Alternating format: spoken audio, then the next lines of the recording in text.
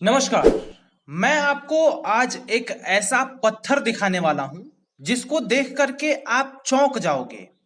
पहले तो जब आप देखोगे ना तो कहोगे ये क्या आप दिखा रहे हैं, आम सा पत्थर, ऐसा तो होता रहता है।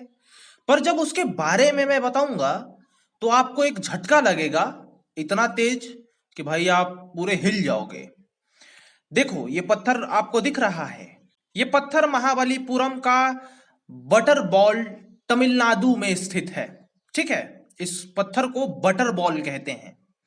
इससे भगवान श्री कृष्ण की कथाएं भी जुड़ी हैं। ये पत्थर जो है वो कथाओं से नहीं, ये देख रहे हैं किस एक्सिस पे जाके रुका है। अब आप बोलोगे कि इसे तो आराम से धक्का दिया जा सकता है। नहीं भाई, बिल्कुल नहीं। ये तो सोचना ही मत। ठीक है, पहले इसके बारे में भी बताता हूं, उसके बाद आपको बताऊंगा कि इसको हिलाने की बहुत कोशिशें की गई हैं। क्योंकि लोगों का कहना है कि ये तो कभी भी लुढ़क के आ सकता है, अगर सामने कोई होगा तो कुचल के मारा जा सकता है। लेकिन ऐसा ही तो नहीं होता यार, ये हजारों सालों से ऐसे ही है। अब जरा सा देखो, वैज्ञानिक भी रिसर्च कर चुके हैं। यहां तक कि यूनेस्को ने वर्ल्ड हेरिटेज साइट के रूप में स्वीकृति दी है, यानी इसको भारत ही नहीं पूरी दुनिया जानती है, मानती है। पूरी दुनिया के लोग आते हैं देखने। अभी कोई आम सा तो नहीं है ना भाई। इसका वजन 250 टन है, 6 मीटर ऊंचाई है और 5 मीटर चौड़ाई है।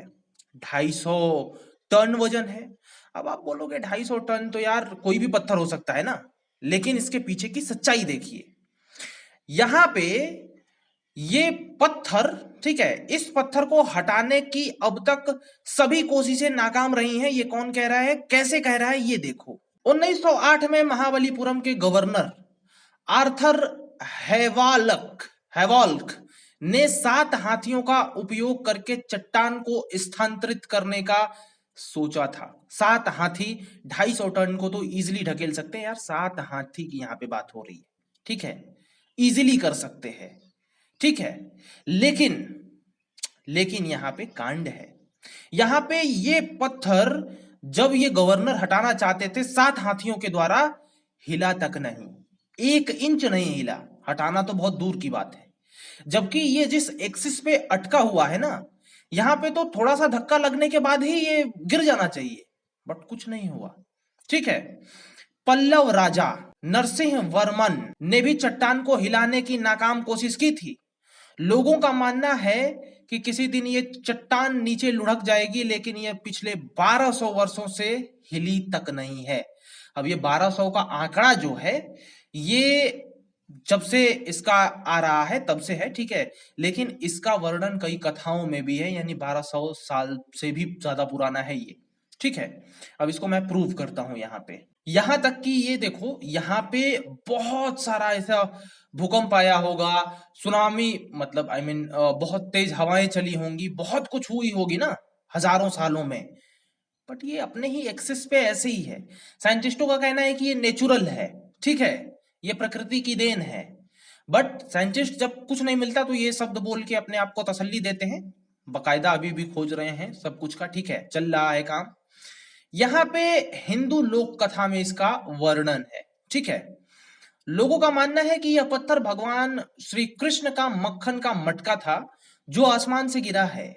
अब यह महाबलीपुरम में एक विशाल चट्टान के रूप में ऐसी ढलान पर रखा है जिसे देखकर लोग चौंक जाते हैं। दरअसल यह पत्थर एक तीव्र ढलान के किनारे पर रखा हुआ है, जो कि आपको बता चुका हूं मैं।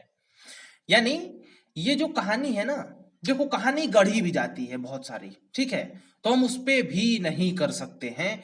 लेकिन जब से ये स्टोरी चलती आ रही है ना, और ये कहीं ना कहीं इसके एक्सिस को देखा जाए अगर, ठीक है, तो ये कितने में कितना कम टच है। ठीक है, जमीन से ये नहीं है कि पूरा बराबर ज्यादा टच है, बहुत थोड़ा सा टच है और बड़ा अजीब सा है। आप समझ सकते हो। तो आप लोग इसको देख करके क्या बोल रहे हो, साइंटिस्ट अभी तक कुछ नहीं बोल रहे हैं। ठीक है, चुप हैं, बस ये नेचुरल नेचुरल की गाना गा रहे हैं, हालांकि शोध कर रहे हैं। ठीक है, जिनको अगर आवश्यकता हो रही है कि चल के देखें, शोध करें, किया जा रहा है। लेकिन अभी तक कोई भी प्रमाण, कोई भी साइंटिफिक एविडेंस नहीं है कि भैया इस वजह से ये है। बस एक ही कहा जा रहा है, नेचुरल। मिलते हैं किसी अन्य वीडियो में, ये पत्थर बड़ा मेरे को भी चौंका दिया। आप लोग अपना ओपिनियन बताइए। नमस्कार।